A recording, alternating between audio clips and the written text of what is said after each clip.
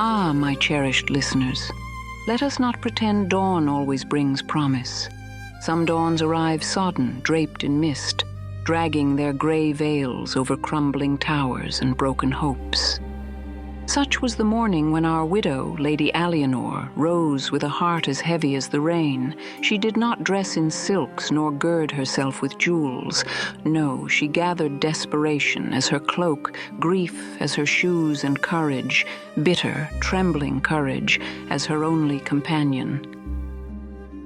Imagine her now, slipping from Hawksmere's ivy-clad walls. Each stone she leaves behind is a memory unmoored, a husband cold in his grave, a hall that whispers hunger, a maid gasping for air. And yet she dares the hollow, that tangle of mud and shadow where even the boldest men quicken their step. Why? Because scandal does not always bloom in ballrooms, my loves. Sometimes it germinates in mud, in a widow's resolve, in the quiet theft of hope. Lean close, for she has begun her perilous walk, and I would not have you miss a single footfall. Dawn bled into the world, not with light, but with a thinning of the oppressive gray, a grudging concession today, rather than a celebration of it. The rain hadn't ceased, only lessened to a persistent, bone-chilling drizzle that seemed less to fall than to hang suspended in the air, waiting to soak through any exposed surface. It penetrated Alianor's thickest woolen cloak within moments of her slipping like a wraith from Hawksmere's postern gate, a small, rarely used door hidden by a curtain of ivy near the derelict herb garden. The heavy oak had groaned open with heart-stopping loudness, the sound echoing in the pre-dawn stillness, making her freeze, breath held, listening for any stirring within the sleeping keep. Silence, save for the drip of water from the eaves and the distant, mournful cry of a curlew. Only then did she slide out, pulling the door shut with agonizing slowness until the latch clicked softly into place. The cold, wet air hit her like a slap. She carried a small, oiled leather satchel, a futile defense against this insidious damp that seeped into everything. Inside, wrapped in a scrap of linen, a meager heel of yesterday's coarse rye bread, already stale, a sliver of hard, salty cheese that smelled faintly of the cellar, and a worn dagger she'd taken from the back of Godfrey's neglected armory. Its leather-wrapped hilt felt alien and clumsy in her chilled fingers.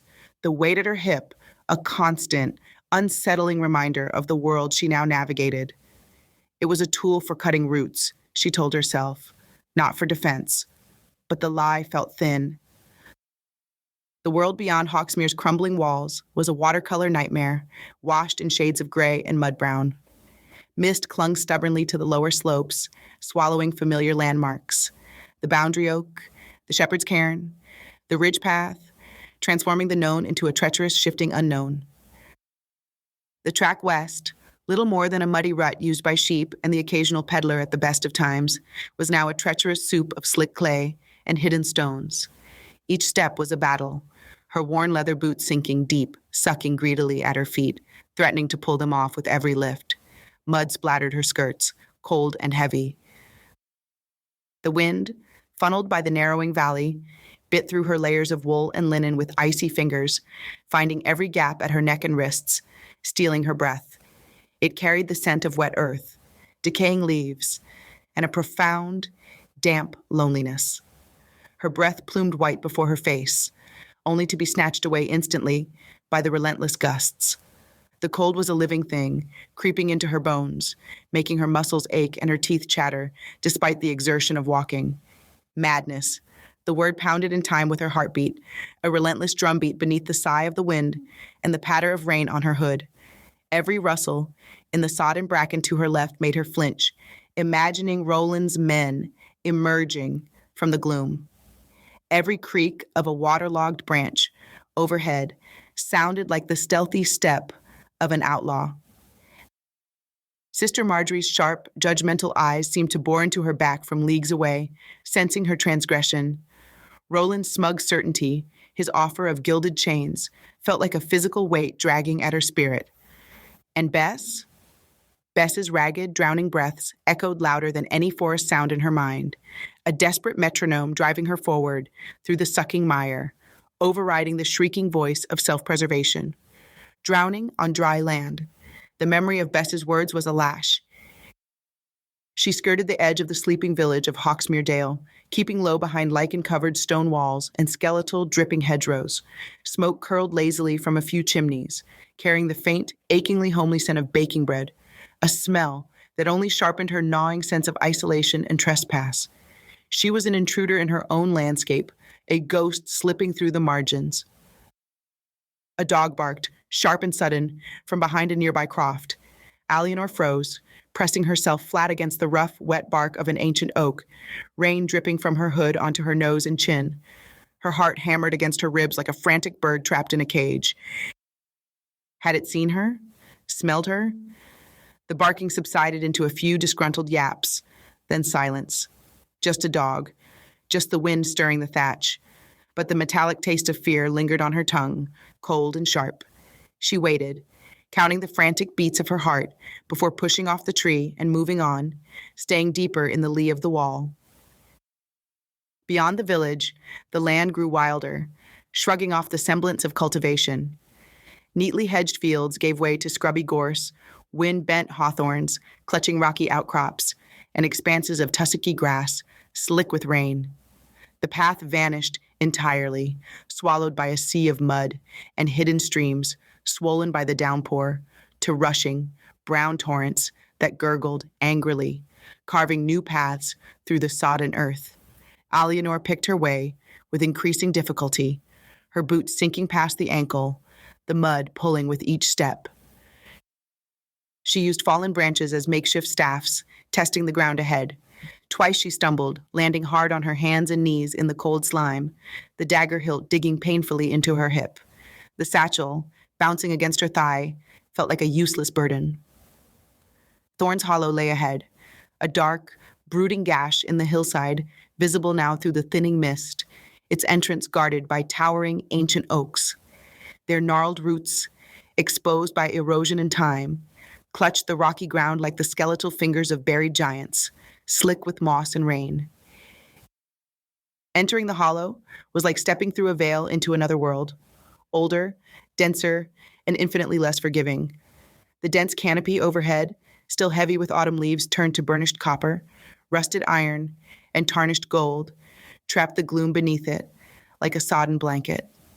The drizzle became a constant, muffled patter, high above, only occasionally finding its way through gaps in the foliage to land with cold, startling splats onto her hood or the back of her neck. The air grew thick, damp, and heavy, carrying a complex, primal scent, the rich, fecund smell of decaying earth and leaf litter, wet moss clinging like velvet emerald fur to every stone and trunk, the sharp, earthy tang of unseen fungi sprouting in the shadows, and beneath it all, a faint, persistent acridity she couldn't place, sharp, smoky, yet organic, like damp ashes and burnt wood, charcoal. The silence beneath the canopy was profound, a living presence.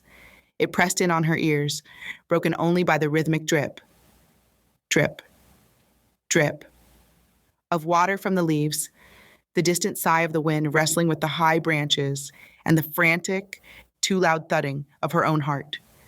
It was a silence that amplified every tiny sound, the scuttle of an insect in the leaf litter, the rustle of a bird high above. Every shadow seemed to writhe and coalesce into menacing shapes. Every moss-covered boulder, draped in ferns, looked like it could conceal a crouching figure, a predator, or something worse. Stories whispered in the Hawksmere kitchens on dark winter nights surfaced, unbidden and vivid, of wolves with eyes like cold embers, of outlaws, desperate and cruel, far more dangerous than the mythical Thorne, of older things, nameless and hungry, that dwelt in the deep, untouched places where sunlight was a stranger. Her chilled fingers found the dagger's hilt beneath her cloak, gripping it tightly. The cold metal offered no reassurance, only the stark reminder of her vulnerability. She picked her way deeper into the green gloom, following the faintest suggestion of a path, a slightly less dense line through the undergrowth, perhaps worn by deer or boar, or the solitary passage of one man.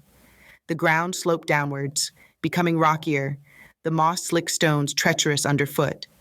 Ferns, waist-high and dripping icy water, brushed against her skirts with cold, wet slaps. Brambles, thick with thorns like tiny daggers, snagged at her cloak, whispering threats of tearing the fabric, holding her back.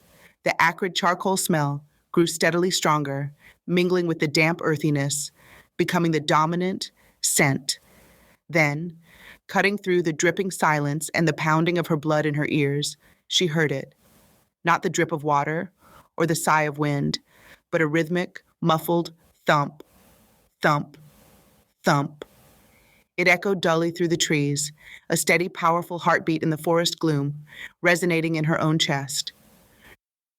She moved towards the sound, her breath catching in her throat, held now by a different kind of fear, the fear of confrontation, of rejection, of the unknown made manifest.